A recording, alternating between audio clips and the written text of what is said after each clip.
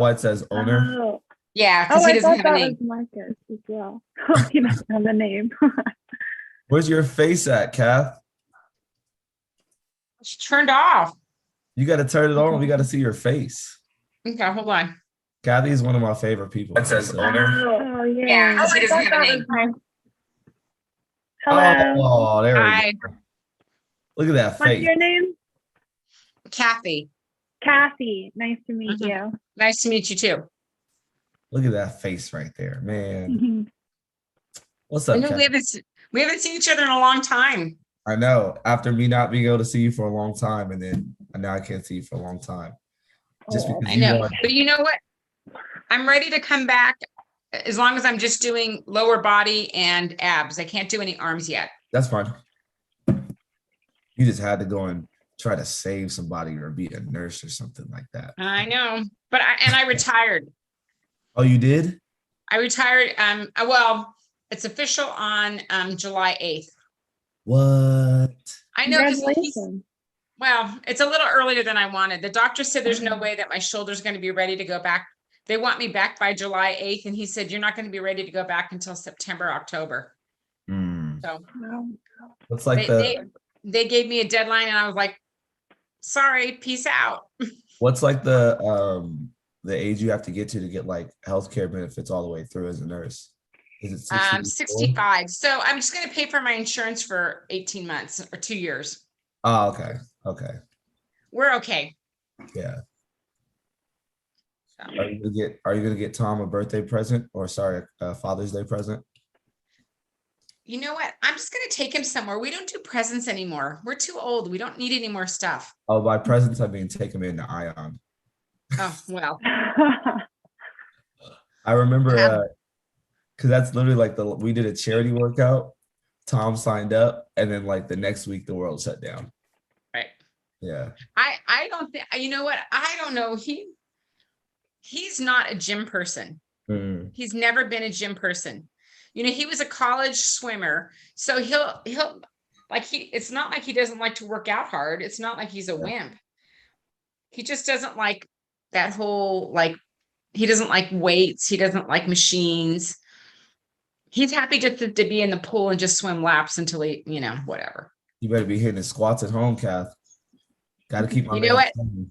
You know what? I always get mad at him. He can't get up off the floor without like doing the whole, I talk to him all the time. I say, Tom, because he ballroom dances and he thinks ballroom dancing and swimming is enough. I'm no, you need to lift weights. He doesn't listen to me. What am I going to do? We'll get him in there eventually. We will. Let me see. How's the gym doing? It's doing well. Did you meet Veronica? Or did she come right after you left? She came right after I left. I think she came like the week after. Okay. Hold on. Let me just pull up my notes. Did she start in May? I think, either late May or, she started in May. Yeah. Yeah. So I had my surgery Cinco de Mayo. So. Yeah. So. Okay. Yeah. It's almost been 2 months. So. We miss you. Donna's coming back soon. Amy has been kicking butt. Isn't she sweet? Yeah, she's cool people for sure. I like her a lot. She lives right across the street from me. Oh, okay. Cool. Yeah. That's dope. Hi, Rhonda. Oh, you're muted, Rhonda. Also, this is giving me Zoom workout vibes all over again, and I know. I feel like we should get my bands. Hey, that's what I have mine right here. Oh, I'll go get mine. She's ready. I need to do my PT, Oh, there we go. Wall crawls. Rhonda, what are you being PT for? I found this fantastic place that Marcus referred me to. And for my shoulder issues, for my knee issues, and anything else I want to work on. Nice. Yeah, I don't need a doctor. Of course, Medicare doesn't cover it, but the doctor is a full thing. What hurts? Let's work on it. And my arthritis, my hands, she's assisting me with that rather than go to steroid shots. Nice. So it's working. Yeah. Marcus, why you gotta hook up a sister over here? I'm with it. We have through our partnership, we get a free first session with them. So if you want to go So there, I think I only have like 12 more visits with my guy. a And then I'm going to be on my own anyway. And I might still need a little bit more. little extra love in That's there. the issue, Yeah, right? because see, look at it's better. It's better, Marcus, but it's still not, Yeah. not 100% yet. What's up, I Lynn? mean, What's when you up, go to a Sabrina? PT and all they'll do is work on just what's hurting and what the doctor says. And I can't even get my doctor to give me PT. So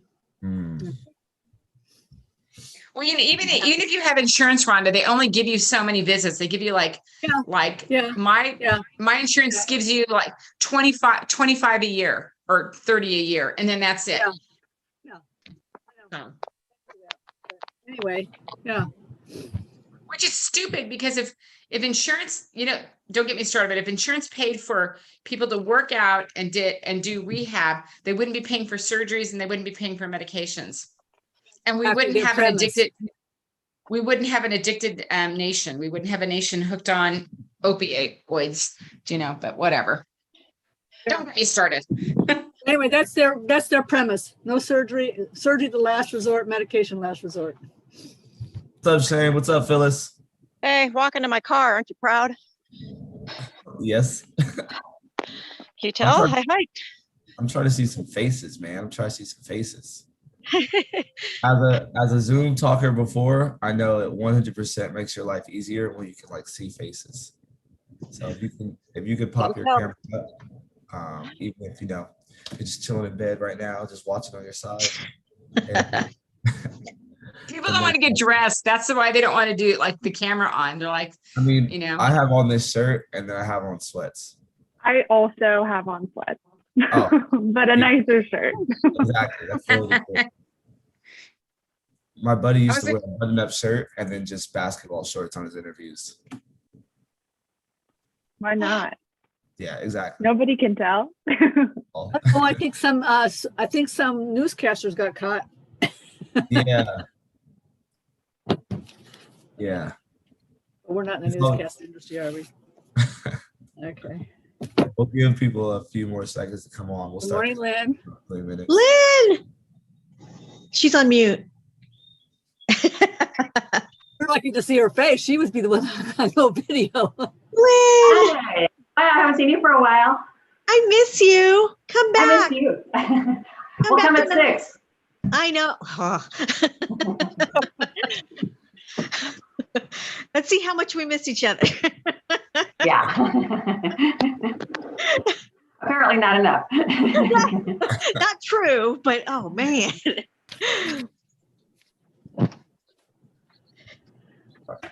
I'm usually working I like to get some work done and then I go work out and then I come back and start working again. Yeah, it's easier now. It's just starting at 6, then I got the rest of the day. Yeah, I got you. I totally get that. Well, if you come at 6, Phyllis, we go to breakfast on Fridays. So. Ooh. Wait, really? Oh, we can. We did yesterday. I mean, we could make it a regular, All right, my peeps. I think we will start to hop into everything. So let me just go ahead and. Wait, Marcus, did you get the screenshot so we get our points? Oh yeah, true. I do have to get the screenshot. 75 strong. I mean, I'm sure we're all here for other reasons. I'm just saying. Wow, so You get a prize. You get points. yeah, so if they hit 75 workouts before the end of the year, they get like this like 3/4 zip that says like 75 strong Aion training. Oh, that's awesome.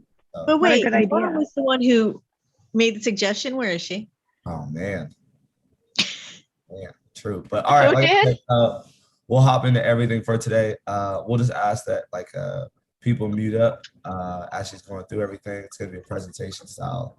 And at the end of it, we'll open it up for questions. Let me go ahead and just pin her and make her the host right quick. Bow. Yeah, so just wanted to introduce my friend here, Melissa Braun. We went to Oxy together She was also in kinesiology. So now she's actually a strength conditioning coach up in Santa Cruz. And she focused primarily on women, helping them navigate like the different parts of their cycle, different parts of their life, and just like optimize performance in whatever part of their life they're currently in, right? So she's worked with like high school teams, college teams, but she's also worked with women that are going through menopause and just helping them navigate that different, like I said, part of their life. So I'll shut up. I'll pass it over to her, the one that knows the most. I'll let her take over. Welcome, Melissa. Thank you.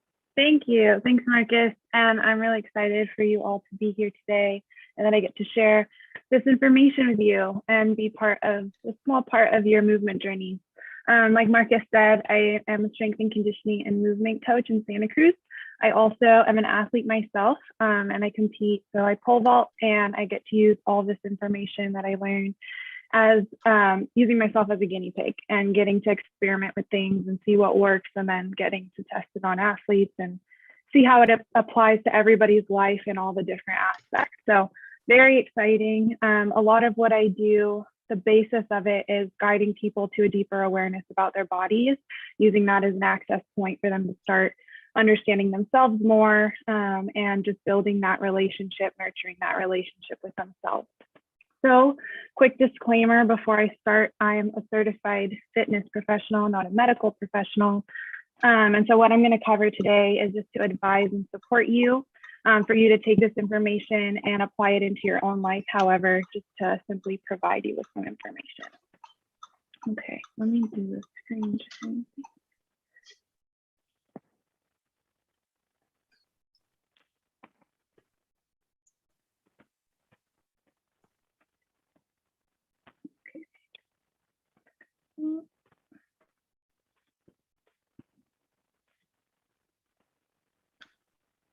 Okay, can everybody see that? Good. Okay, cool. So today, like we have in our title, we're going to be focusing on peri and postmenopause. Perimenopause, for anyone who doesn't know, is a period of time right before the transition into not getting your periods anymore. There's a lot of different considerations that are important for premenopause, which is when you're getting your regular cycles. There's a lot of important ways to match training to those hormonal fluctuations, which is also a topic that I cover with clients, but it's too much to cover in one session. So we're just focusing on the basics of these two areas of life. If you're on the call and you're in your 30s or 40s, and still getting regular cycles and don't feel like you're in the peri and postmenopause zone yet, this is still some important information to keep in your back pocket, take notes on, because in the next handful of years or so, you'll be starting that transition. So good things to keep in mind. And some of this information is just good to know in general for strength training. Some of it is applicable to women in general, not just for these phases of life. So take notes. I encourage you to write down anything that stands out to you, anything you have questions about. We're going to come back at the end for time for questions. I know a few people asked questions on the survey, and I can come back to those at the end. Feel free to ask them if they weren't talked about in the presentation. Alrighty, so is there a way for me to make these things on the side smaller so that I can see my whole slide? Oh, I did it. Okay, perfect. There we go. All right, so what we're going to cover today, we're going to start with an overview of some of what peri and postmenopause includes and going over some of the symptoms that you might already be experiencing or might encounter. And then we're going to go into a section on training with some specific kinds of training for women in this phase of life. And then I'll take you through a sample week so you kind of know how to apply some of the information that we've just talked about. And then after that, going into nutrition for training specifically before, during, and after, and then general guidelines outside of training. And then a little section on adaptogens, which we'll get into when we get there, but some pretty cool plant compounds. And then afterwards, we'll do some Q&A. So why is this so important? Part of it, intuitively, you know, matching things to your body, super important. A lot of the information that comes out through research articles or through articles citing research is pretty generalized across genders, across different populations and age ranges. And it's really different for the general population versus active population. And then female physiology on top of that is even more different. So when we get into all these different things with the phase of life, it's really important to dial in what works for your body, your phase of life, because not everything is going to apply to everyone. And then knowing what your hormones are doing and how they affect your body allows you to eat and train to build your strength, maintain your health, and then have a lifestyle of overall wellness and keeping things more balanced, just having a better understanding, knowing what's going on. And then last but not least, training in these ways with a movement and nutrition specific to can help with some of the common symptoms of perimenopause and postmenopause. And often these are unwanted symptoms, almost always probably they're unwanted symptoms.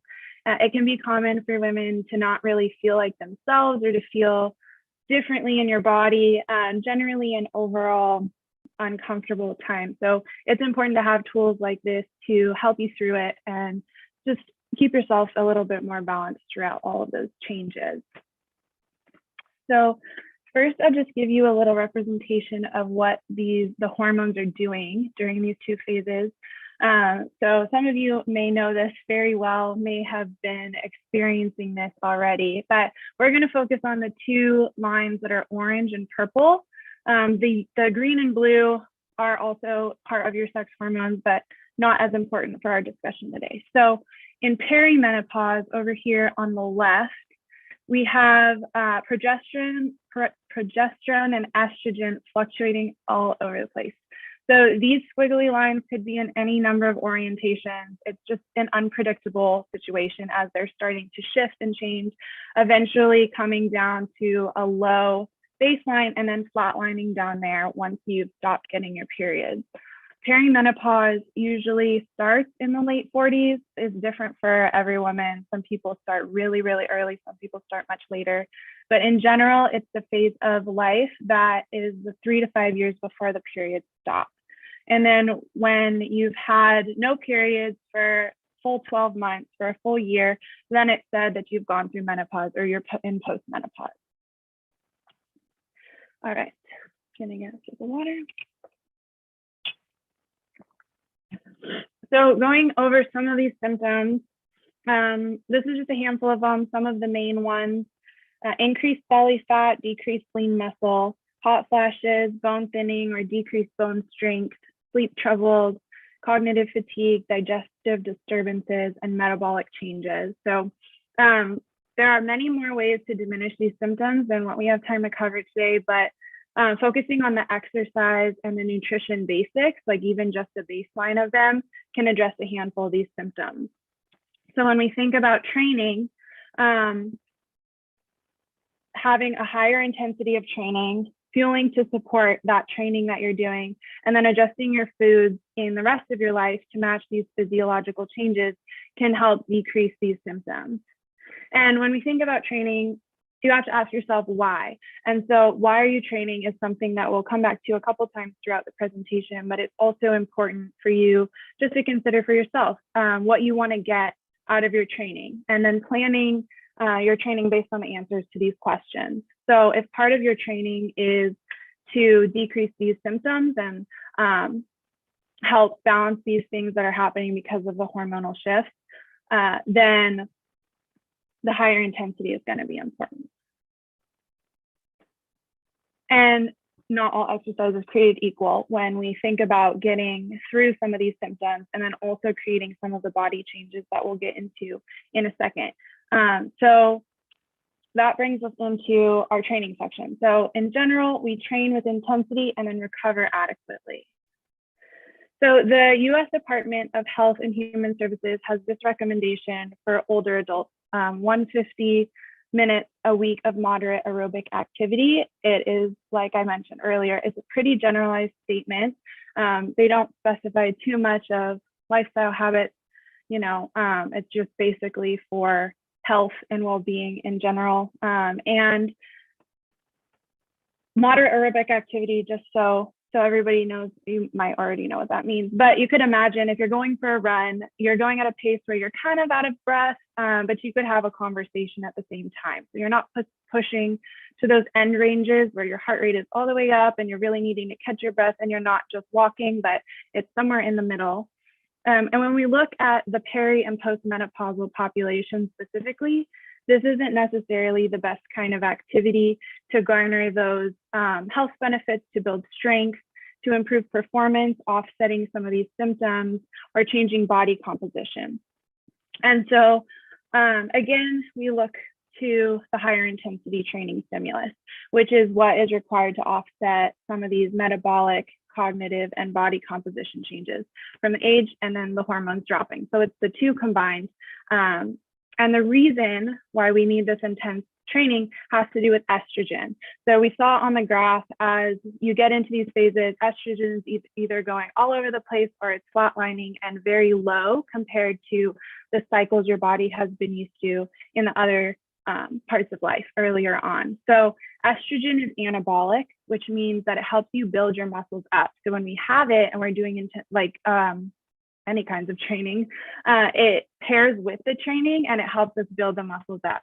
In menopause, with the female sex hormones dropping and flatlining, we don't have estrogen helping out with the exercise to build the muscle up anymore. And so this means we need a heavier and more intense stimulus in order to retain and build muscle the same way we would have earlier.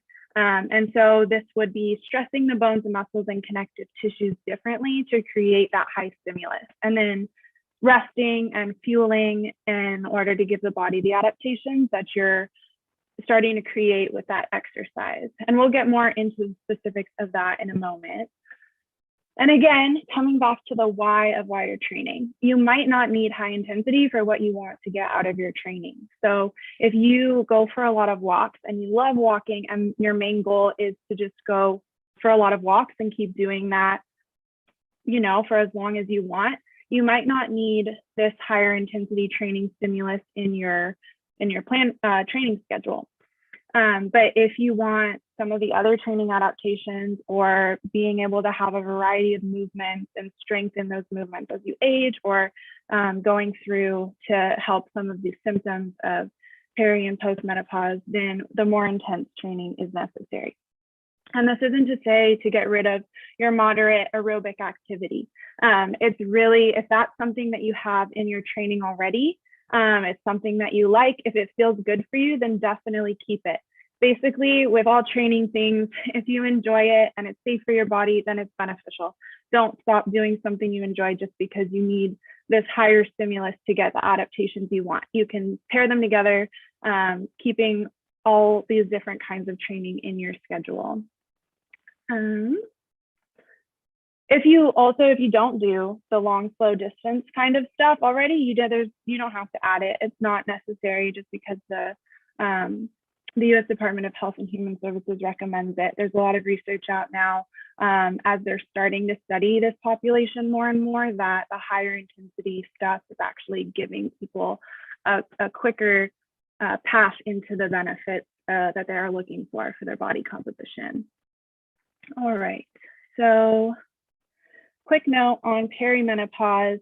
A lot of the stuff that we're talking about today applies to both groups. And so there's only a few things that are different throughout peri and postmenopause, but a note for peri specifically is that you're still having estrogen and progesterone, but they're fluctuating unpredictably. And so you might start finding that the training that worked in your 30s and 40s might not be affecting you in the same way, or might not be working as well for you as it did earlier. And so this is a time to start changing your training, changing your fueling, to set you up for an easier transition into menopause. And so the strength training, or the training transition, would focus more on strength, power, and anaerobic work, and allowing more recovery time between hard training days. And so when the hormones are going all over the place, there's a lot of fatigue that can come on, because your body is like, that's a little bit of a stress for your body. And then it's having to allocate resources other places to try to balance you out and support you through the transition. So with the strength, power, and anaerobic work, which would be a little more intense, you would have adequate extra recovery time between hard training days. And then with that, fueling for the training is essential. We'll talk more about the specifics of that when we get to nutrition. But what happens is the appetite hormones are heavily tied to some of your female sex hormones. And as everything's fluctuating, the appetite drops. And in general, as we age, appetite is more suppressed sometimes. And so fueling for the training and getting in before getting in fuel to support you through the training and then afterwards to refuel from the training is going to help a lot with some of the fatigue elements and then balancing those symptoms as they're starting to come into your life. And then sometimes the most obvious external change might be losing the period or having an irregular period.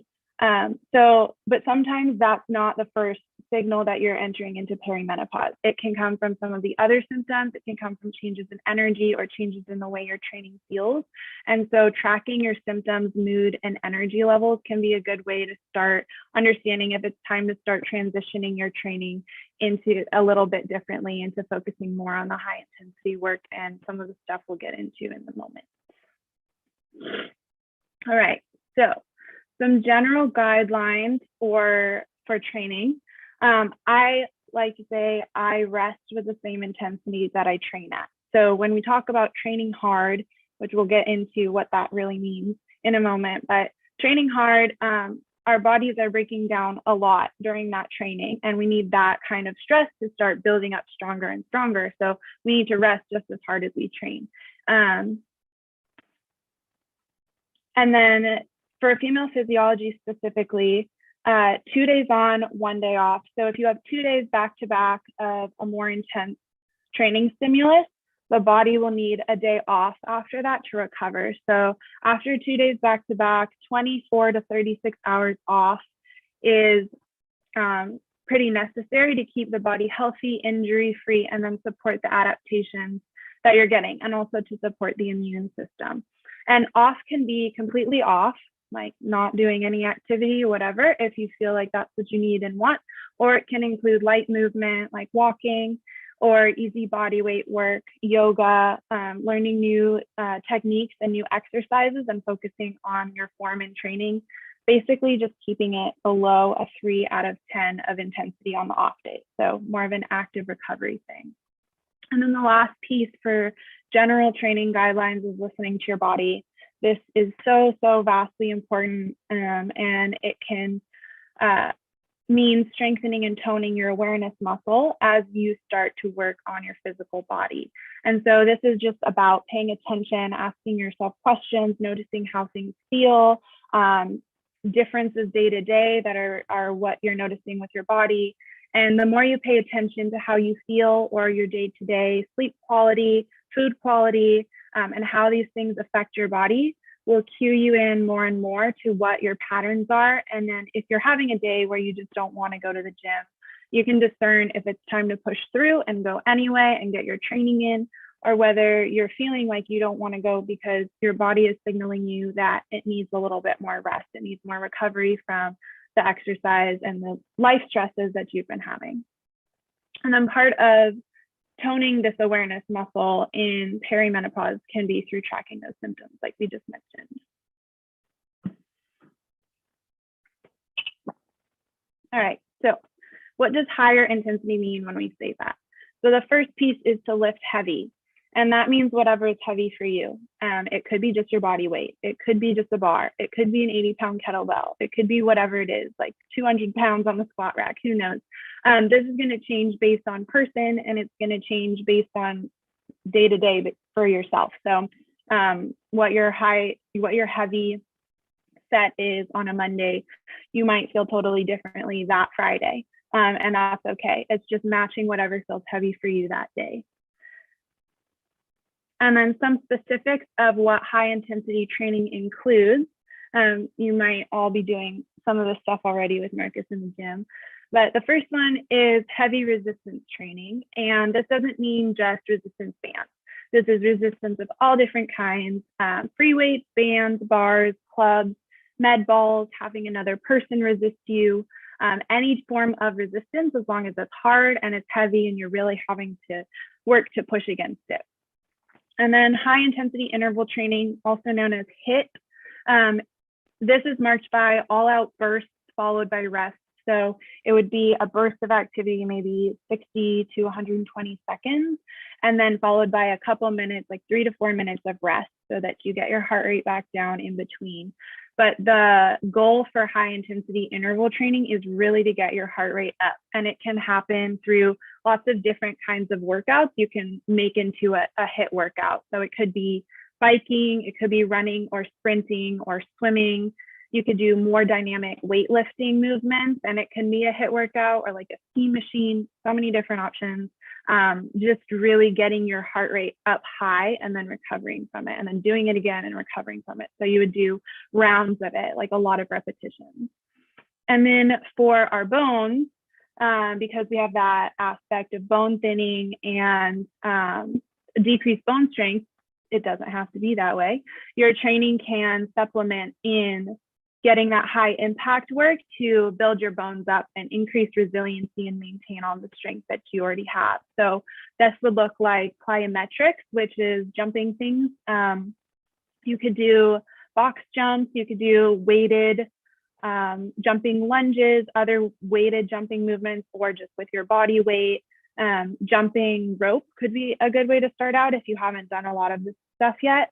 And basically the goal is impact. And this could also include dribbles, like sprinting dribbles, and sprint intervals are a great way to incorporate both the high intensity work and the interval training, and then also this impact aspect of everything, because that sprinting is very high impact on your legs. And so getting things in that stress the bones.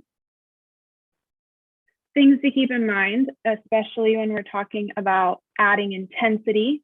The first thing is learning the foundation. You want to set a quality movement foundation for yourself and develop your movement literacy before increasing that intensity so that you can do it safely, increasing intensity, duration, volume, variety, all these different things. For those of you who train with Marcus, I'm sure he's great at taking you through these basics before adding in all the extra intensity. I know that he's like me in really valuing our movement quality.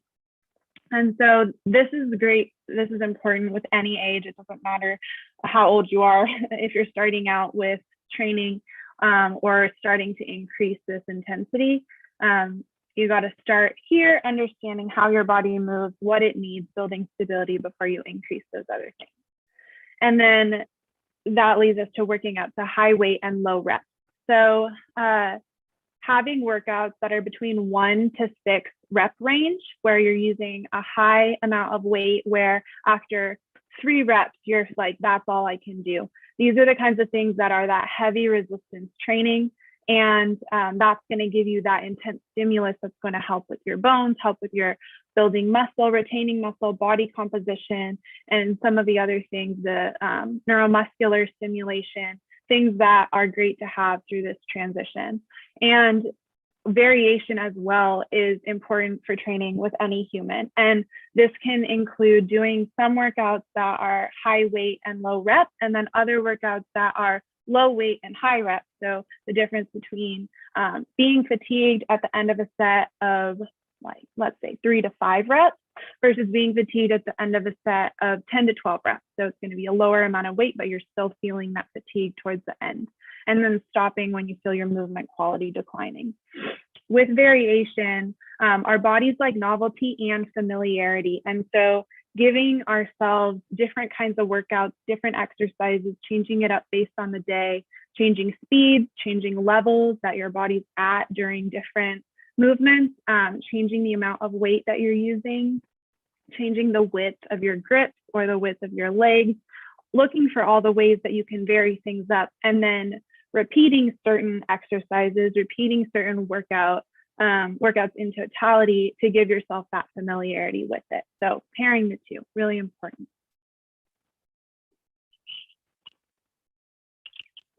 All right. And then for getting these adaptations that we're talking about with the body composition and the bones and the cognitive elements and other different symptoms of peri and postmenopause, there's a minimum of 3 intense sessions within 10 days to start getting you these benefits. And ideally, it would be 4 to 5 intense sessions in 10 days. But, you know, just going wherever you're at, whatever you can fit in there. And we say only up to around 5 intense sessions in 10 days because we really want to emphasize also that rest component. And so having the pairing of the two and allowing you to have different levels of light to moderate work, intense work, maybe some endurance work, having time to go play a sport if that's something you're into as well. And then these intense sessions don't need to be very long for you to get the benefits out of them. They can be long if you enjoy being in the gym for an hour or more. That's great. I love it. If you have a busier schedule or don't want to spend as much time on it, your training only has to be 25 to 30 minutes of that HIIT kind of workout or the resistance training or some interval sprints, and you're set for getting these adaptations. Okay, so with all of that information, how do we apply it? What does it look like in the scope of 1 week? So, oh, and on the slide where I said 2 days on, 1 day off, it also said 1 day on, 1 day off after that, because there's, for women in general, female physiology of any age, we have, our physiology can handle those 2 days back to back before needing some rest. And there's some research that's saying that once you get into peri and postmenopause, it's important to have a little more rest, especially in perimenopause, just because there's so many other things shifting around as well. And if you're doing a heavy stimulus, so 1 day on, 1 day off, you can oscillate, you know, doing 1 day on, 1 day off sometimes, and then having a block of a couple more intense days together sometimes, and just playing around with that however you want. Again, with the variety, we want to add variety. So if we take a sample week, we'll start out with Monday being an active recovery day. An example of this could be low intensity day in the gym. So keeping it 3 or 4 out of 10 of intensity. This is a great time to learn new form and new exercises, really focusing on your technique at a lower intensity, start allowing it to build when you get into a higher intensity. This could be a great time for rehab if you have to do that. I know a few of you were talking about that before we started, things like that. And then Tuesday, we'll look at a heavier resistance training session, 60 or more minutes in the gym, and we'll have this be a leg day. And with this heavy resistance, we'll have it focused on 1 to 6 rep range. So it could be, you know, all the way at the top with a 1 rep max day, or you could do a little bit lighter weight, but still pretty heavy and going up to 6 reps. And then Wednesday, because we just pushed it really hard on Tuesday, we'll have an active recovery day again, but still getting in that movement and allowing everything to move around as you're recovering from your Tuesday workout. This could be light yoga, going for a walk, a mellow hike, something like that. And then Thursday, we'll go back into intensity, but keeping it a shorter duration. So this would be a total of 35 minutes. We'll start with 10, maybe 15 minutes of plyometric work. So box jumps, maybe holding a sandbag or holding a lightweight and jumping off a box, landing in your high quality form in squatting down a little bit, bouncing back up, jumping. At the gym that I work at, we do a lot of fun stuff with sandbags and like placing them around the floor as if it's like a obstacle course. And so carrying a weight around with you, and you have to leap from sandbag to sandbag and not touch the ground. And then we'll add after that 25 minutes of sprint interval training. So on a track, on the street, on a field, whatever, or on a treadmill, or even a ski machine, some form of interval sprints. It could be biking, it could be running, it could be swimming. Just getting in that maybe 30 seconds of all out sprinting, and then letting yourself dial it down for 30 to 90 seconds, and then going back again, doing that for 25 minutes. Friday, we're going to do another heavy resistance training session in the gym, a little shorter than our Tuesday session, 45 to 60 minutes. and we'll focus on arms and core because we did legs on Tuesday. And this, you can make it into a HIIT workout. You can make most things into a HIIT workout if you want, for any part of the body. And then Saturday we'll have off, focus on the other parts of life that we love, giving your body some rest after those 2 back-to-back days of intensity, Thursday and Friday. And then for those of you who like having more of an endurance part of your training in your life, having a long, slow distance run, bike, or swim, or insert whatever endurance activity you enjoy here, or maybe taking some time to go play a sport, play with your kids, whatever it is. And yeah, that's that. So this is a sample week. It could be, you know, any orientation of these things, moving them around, but here's just one example for you to start to understand how that plays in. All right, so focusing on nutrition now, how we integrate that part of things in with our training that we're doing. So as I mentioned earlier, appetite decreases as we age. And when we're using more of our energy with training and having an active lifestyle and all these things, appetite sometimes won't be an accurate indicator of how much fuel we actually need to support our processes of just living, and then also the activity that we're doing on top of it. And so sometimes planning your food before, during, and after training is a great way to make sure you're getting enough calories to support the training you're doing, especially if your appetite isn't signaling to you as much. And so this, as well as decreasing the appetite as we're getting into this phase of life, our thirst mechanism also decreases a little bit. And so, oh, before we get into that, actually, I wanted to mention that one of the reasons why it's so important to get the fuel you need for life and with the training is that it keeps you out of a low energy state. And when we talk about low energy availability, there's a whole cascade of things of why it's really a detrimental state for the body to be in, but especially with peri and postmenopause, one of the things is it can make those symptoms worsen. So it would give us the opposite of what we're trying to get out of the training. And so making sure to fuel enough as we're training to support your body in staying out of a low energy availability state. And then with the thirst mechanism, it just becomes important to remind yourself to drink regularly, favoring smaller sips more regularly rather than large gulps every once in a while, just so that the body can absorb the liquids and it doesn't just go right through us, which is oftentimes what happens when we just gulp and then forget to drink and then drink a lot. And then with our training, plain water doesn't always have everything you need to replenish what we're exerting or using during our training sessions. And so adding in something with a little bit of electrolytes and a little tiny bit of carbs into our water while we're training can be a great option. So the Noon and Osmo, which I've listed here, both have the right amount of carbs and the right balance of electrolytes, sodium and potassium, to support what our bodies are using during exercise without creating extra GI issues. Because some of these hydration supplements and products on the market have a messy kind of ratio or orientation of different sugars and different carbs or something like that. And the way it interacts in our gut will draw more water in and start a digestion process while we're trying to work out and wanting our fluids and our blood to be diverted to our muscles instead. So Noon tablets, which are on the left here in the picture, they come in these little tubes. You've probably seen them before, but they're these little tablets. You just drop one in your water and it's great. I use these especially during my pole vault training sessions because I'm out there in the sun for 2 to 2.5 hours. And I just like knowing that whenever I'm drinking water, I'm getting some of the nutrients that I need as I'm going, and it keeps the fatigue from setting in, and it just keeps your energy a little bit more balanced.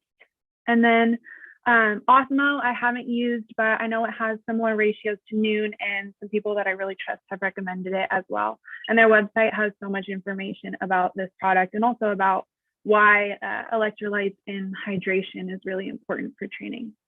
So that's piece that goes with your food. It's not just fueling, it's hydration as well. And then back to the question of what and why you're training. What kind of training you're doing is going to change what kind of fueling you need. So if you're doing a lower intensity session without your heart rate getting up super high, if you're going for a walk or doing one of your active recovery days, low intensity or a shorter resistance training session, you might not need to fuel as specifically before, during, and after your training session. Of course, fueling a little before and then replenishing things after if you're hungry is going to still be important, but those kinds of lower intensity workouts aren't fuel depleting. And so it's not as urgent to replenish everything. But then when we get into higher intensity with the plyometric work or the longer sessions in the gym or heavy resistance training, anything with high intensity interval training where your heart rate is getting really high, and then even a more mellow, moderate cardio workout, like a run or something that's longer than 25 minutes, is going to be more fuel depleting. So that's when we get into the importance of intentionally fueling, which we'll talk about here, some specifics. So this is an example of what you would want to do for a more fuel depleting workout. So this is those longer sessions. So before, you want to think about having a smaller meal around 1 or 1.5 hours before your training. This is focused on carbs and protein with a little bit of fat in there, but you don't want it to be a fat heavy meal just because it slows down some of the processes in your body for digestion. And so protein, it doesn't have to be a lot, around 6 to 13-ish carbs or grams of protein, and then around like 60 to 80 grams of carbs. And so if you train in the morning and you don't want a full meal before training, or you don't have time for a full meal before training, you just wake up and kind of go, having a smaller snack 45 minutes before will give you the boost you need to help fuel your training so that you're not just depleting from an already fuel depleted state. So 120 to 150 calories is enough. And if you don't want to eat that much, if you drink coffee in the morning, if you throw part of a scoop of protein powder into your coffee and then have half of a banana with that, that will take care of what you need. So it doesn't have to be much. And then also, again, thinking about, this is just specifically for the kind of workout that would be more intense. And then some examples of meals or snacks before training. On the right, we have an egg, an avocado, and toast. That's one of my favorite things to eat pre-vault workout. It's got the protein, it's got the carbs, it's got a little bit of fat. It's all this perfect little package. Other options are having a couple of eggs with some potatoes, toast with nut butter and sliced banana, and a sprinkle of salt to help get some of that sodium that you're going to need for your workout. Having half a sandwich with some veggies and a lean meat like chicken or turkey, or low-fat yogurt and fruit. There's lots of different options. And then during, this is only for training that's longer than 75 minutes. So if you're in the gym for an hour, you're probably not going to need to fuel in the middle of your workout. If you're somebody that is used to doing longer workouts, like 90 minutes or so, and you just know from experience that your energy is balanced and fine throughout that workout, and then you don't feel like you need fuel to the end, then listen to that, listen to your body and trust that you're fine.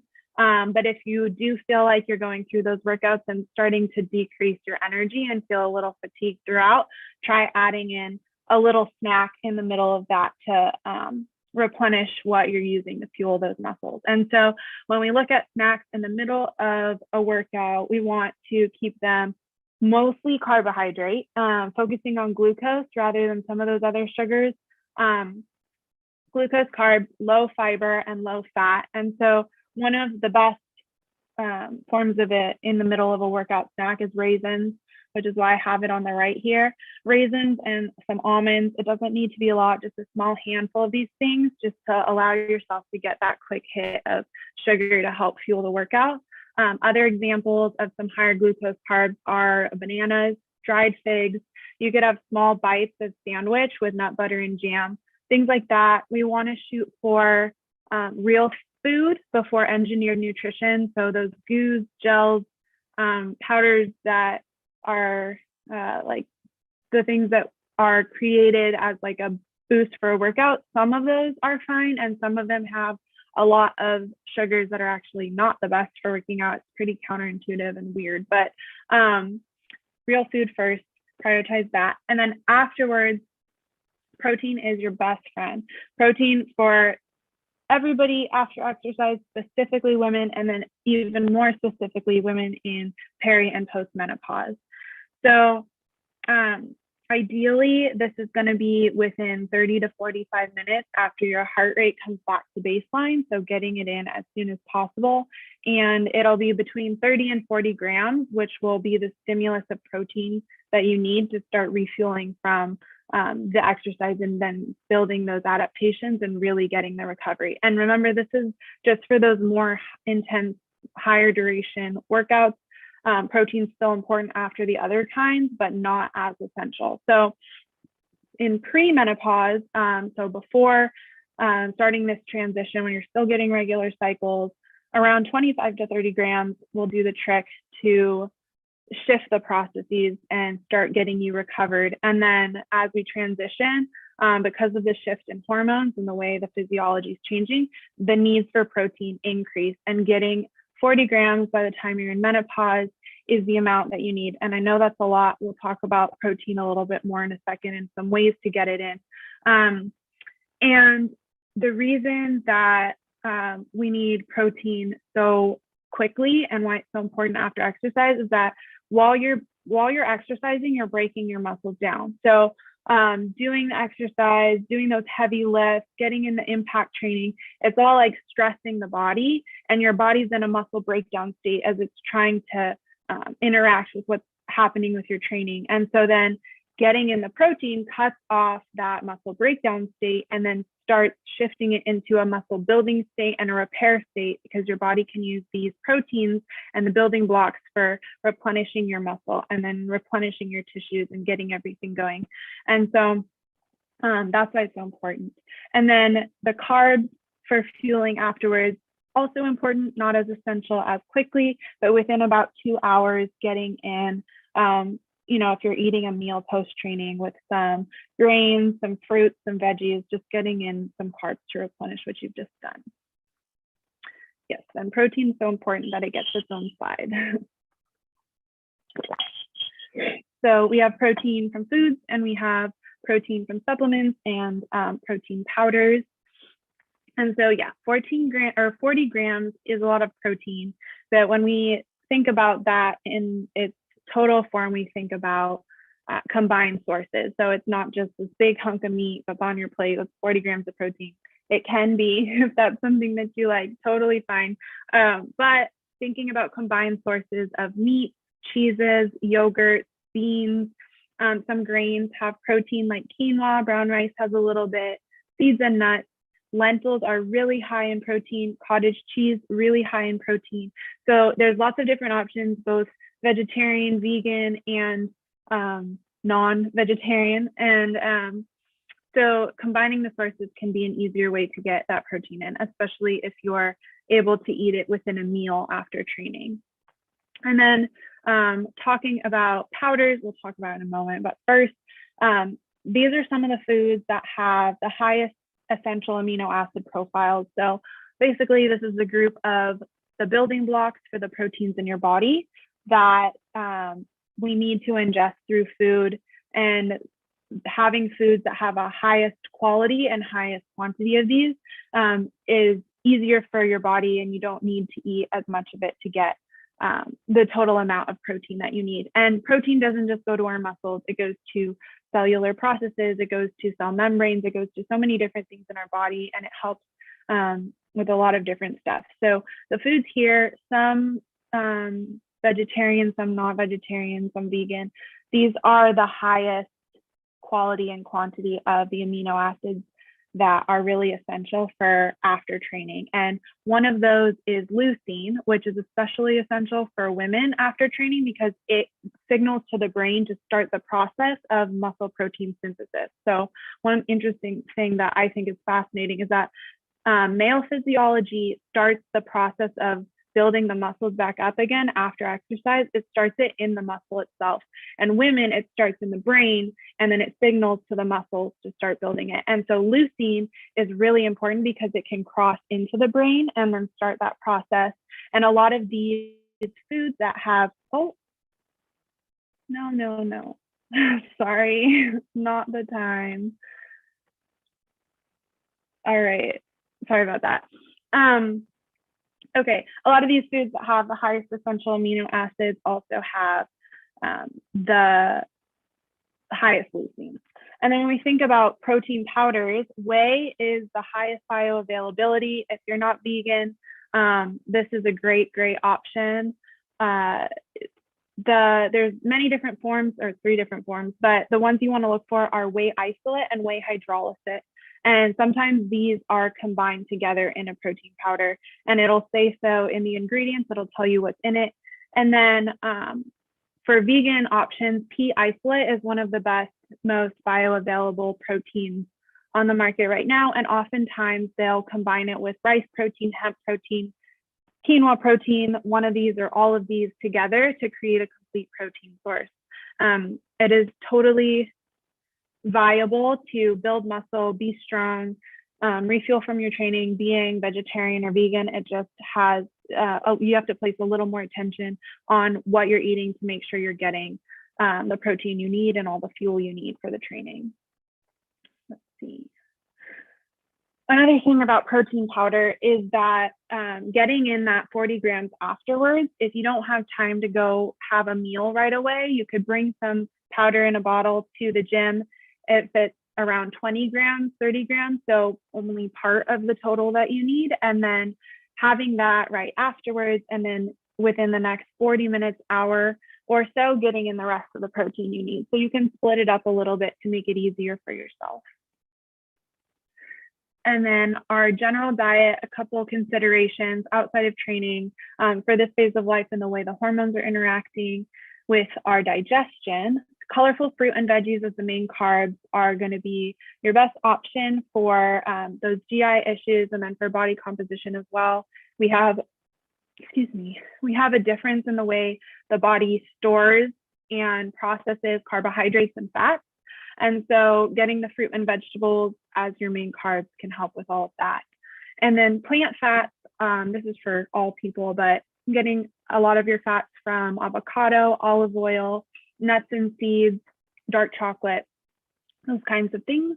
And then fermented foods can also really help with some of the digestive aspects and then gut health in general. And so this could be yogurt, kefir, kombucha, kimchi, sauerkraut, tempeh, those kinds of things. And then grains in and around training, having whole grains as much as possible, but having some processed grains is fine as well. But if you place this before, during, and after your training, your body is going to be able to take the nutrients and the sugars from those carbs and just divert it right away to the fuel for the activity that you're doing. So that's a great place to put your grains, which isn't to say don't have grains other times of the day, but focusing in on the grains around training is going to help support that training. Okay, last little section before we get into some review and then question and answers. Adaptogens. So I don't know if any of you have heard of these, but adaptogens are super cool. I think they're a fantastic tool. They're a class of plants that helps your body regulate stress. And so what they do is returning the body to homeostasis, which just means basically its balance point, whatever that is for whichever system you're talking about. But when you take these plants or herbs, they come in, and if your stress is too high, they help lower the stress down to a healthy baseline. And if the stress is too low, they help raise it just enough to a healthy baseline. And so they're kind of like magic. They just come in and they know what to do. These have been around for a long time, for I think they were discovered and started being used around 3,000 years ago in India. It's used as an ancient form of medicine in Ayurvedic healing.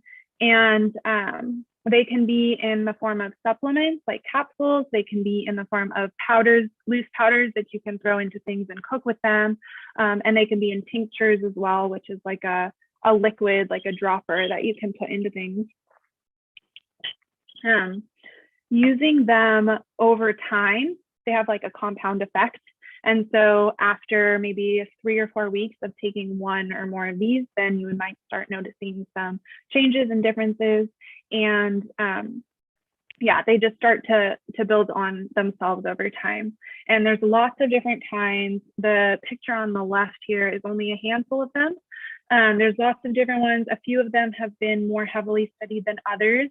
And we're going to just talk about 3 specific ones today that are especially good for peri and postmenopause. In general, adaptogens can be especially effective for these populations because they affect estrogen and cortisol. So because they help regulate stress, and cortisol is one of your main stress hormones, cortisol and the female sex, or all the sex hormones, come from the same place. So they're derived from the same place. And so as the sex hormones are fluctuating or flatlining, and then the cortisol is all over the place because of it, because these target those aspects, it all works together to just calm things down. All right. So the first one that we're going to be talking about today is Shashandra. I am pretty sure that's how you pronounce it. And the ones we're talking about have many different benefits. You can look these up. Their information about them is available online, but we're just going to talk about a couple of the main benefits for each of them. So with Shashandra, it has an antioxidant effect, which is great for the stresses of this phase of life and also with the stress of exercise.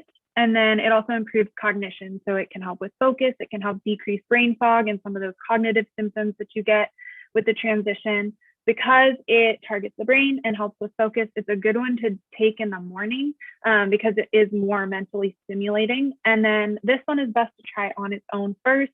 All of them can be, if you're starting with these, taking one at a time and then seeing the effects and then adding another after that can be a great way to do it, just so that you kind of don't throw a bunch of new stuff in all at once. But Shashandra is a great one to start out with, trying on its own first. And then ashwagandha is our second one. It really supports the female sex hormones, supports estrogen, balances hormone disruption. So you can see why this would be really beneficial during the phase of life. This one is opposite Shashandra, better to take in the evening because it calms things down. It has more of a mentally depressant effect, not depression, but like not a stimulant. It calms things down. And it helps the body get into a parasympathetic state, which is the state we need to be in to rest, digest, adapt, and recover, especially from the training we're doing. The body recovers in a more parasympathetic state instead of that heightened fight or flight response, or when you're go, go, go. So this can help you calm down in the evening. And then maca is a great one to start out with. I take this one every morning in my morning drink that I make, and it evens out the estrogen and progesterone peaks and dips. Like specifically, it's been studied to target these, which is amazing for peri and postmenopause, especially perimenopause. It also aids with bone health. So as our bones are naturally thinning or becoming a little less strong, and we're working with our exercise to help keep them in their full strength and keep building them stronger, this can pair really well with that exercise impact stimulus to help with our bone health. A couple of like warnings, I guess. There's a couple contraindications that come with some of the adaptogens. So if you are interested in taking these, I would suggest looking up online whichever one you're going to start taking, and look up if there are any contraindications that come with them. I know for, let's see. Oh, for ashwagandha, it's suggested not to use with hyperthyroidism.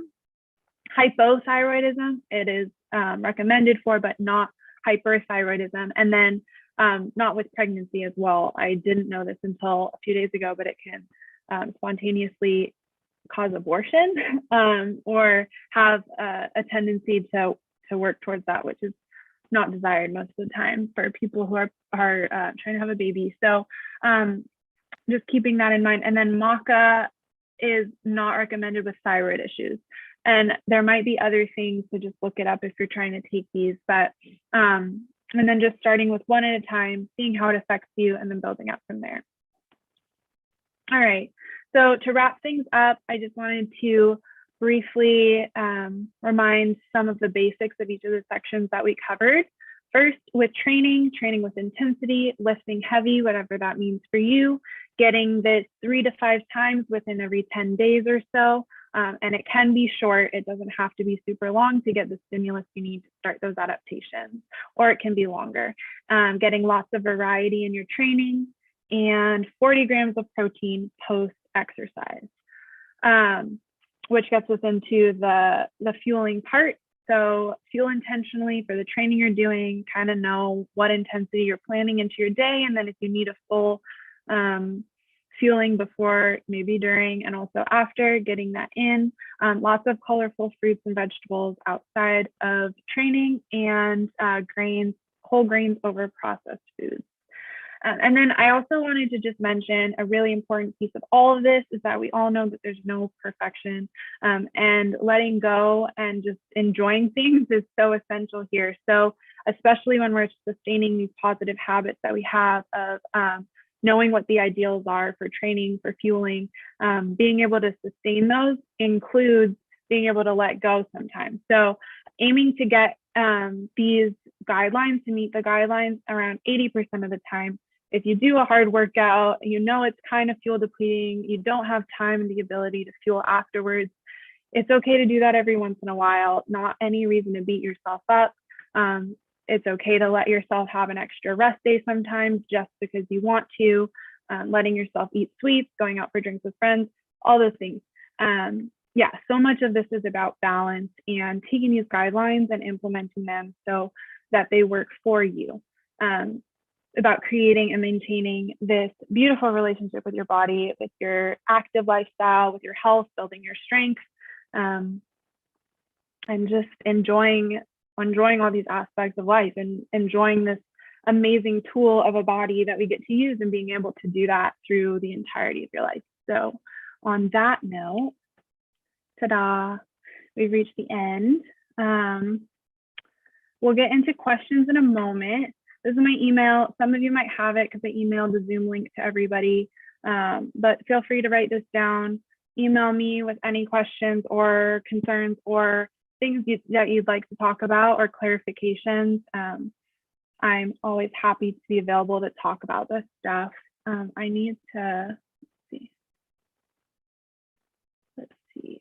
Boy, here we go. Just need to get the thumbnails back up so I can see everybody.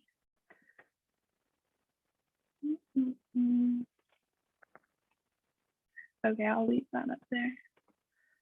Okay, yeah, we can get into questions. There were a couple of questions on the surveys that I jotted down some notes about. If the people who asked those questions are here and you want to bring it up, I can get into some of those things, but yeah.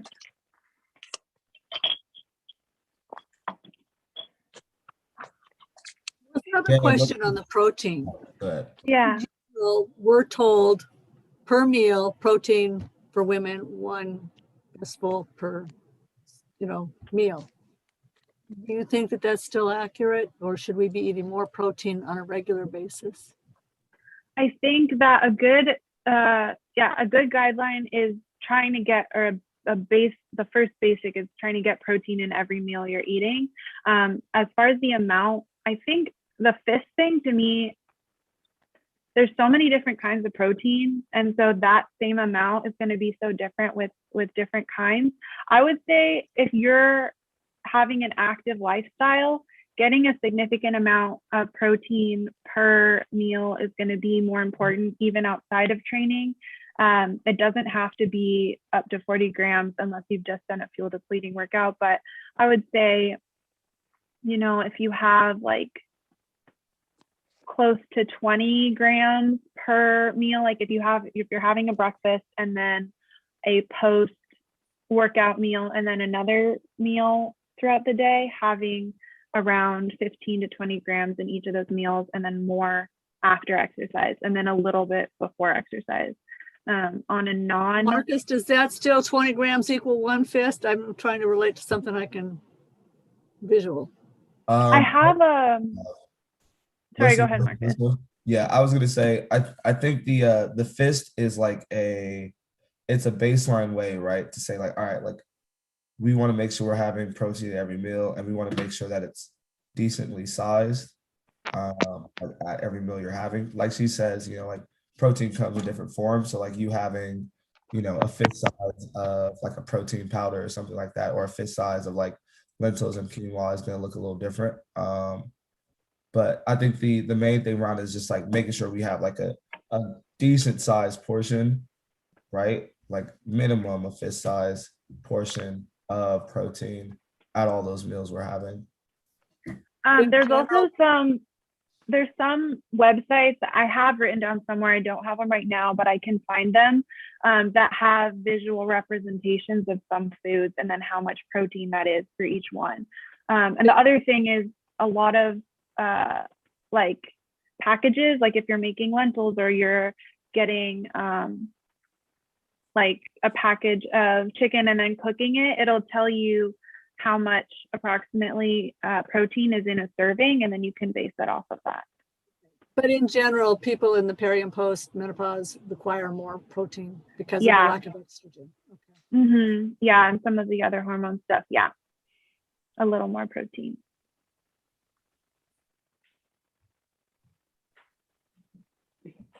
And then what we'll have people do, I see Jessica here. I'll kind of facilitate the like people asking the questions on there. Just because I'm not sure everyone can see it on her screen. But if you do have a question, just hey, Mark, Melissa, is Marcus is okay to go? Yeah. 1 second, Jess. 1 second. Just if you do want to ask a question, just click on where it says reactions. It should be, if you're on a computer, it's at the bottom. If you're on your phone, it should also be at the bottom. But click on that little smiley dude with the plus sign. It says reactions, and then just click raise hand. Either that, or you can put it in the chat box, and we can answer it from there. Only thing, Melissa, could you actually, no, we're fine. Yeah, Jess, go ahead. Thanks. Sorry, I was afraid I was going to lose you. My reception's a little choppy up here. Melissa, can you talk about collagen and how important that is? Because I know like there's lots of literature out there talking about as you age, especially for women, like collagen is so important. So how does that fit in? Yeah, collagen can definitely be important. I take collagen every morning, and I just got my mom started on it too. So collagen is a different kind of protein than getting those essential amino acids that you need for the muscular recovery and then all the processes after training. So they have different functions.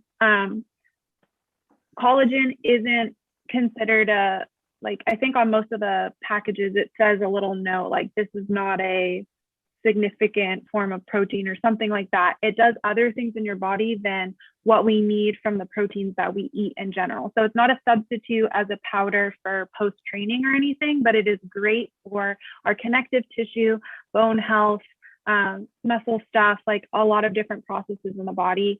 It's totally a good option to put in outside of training, so other times of the day, because it'll help supplement the other protein that you're eating. It absorbs better into the body combined with vitamin C. So that doesn't necessarily mean you have to take a vitamin C supplement.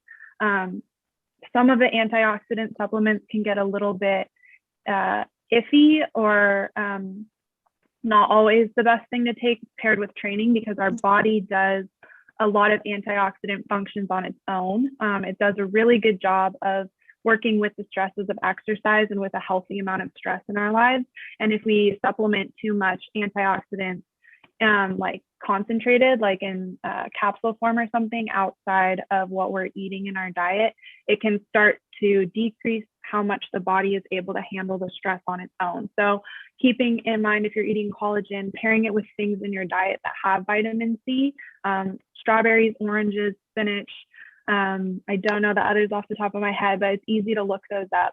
So taking collagen as a powder can go into coffee, can go into smoothies, can go into just a bottle with water as well, lots of different things. And then there's different sources. So there's marine, there's bovine, there's eggshell collagen. A really good company is Dr. Axe. So it's or actually, sorry, it's Dr. Axe's company, but it's Ancient Nutrition. So if you look up Ancient Nutrition and then Dr. AXE, there's a lot of different forms of collagen they have on their website that are mixed forms. So you get it from a bunch of different sources. Thank you. You're welcome. I saw, Bridget, I saw like something flash. Was that you raising your hand, or was that just a mistake on there? I don't think so. I'm here, but I don't have any specific questions right now. Thank you. Awesome, my peeps. We'll leave it open for about another 30 seconds. I don't see any hands up right now. So if you have any questions, feel free to just pop on in. This is your time. And if nobody has other questions, after a little while, we'll wait for some questions, but I can briefly address a couple that were listed on the survey. Yeah, Lynn has.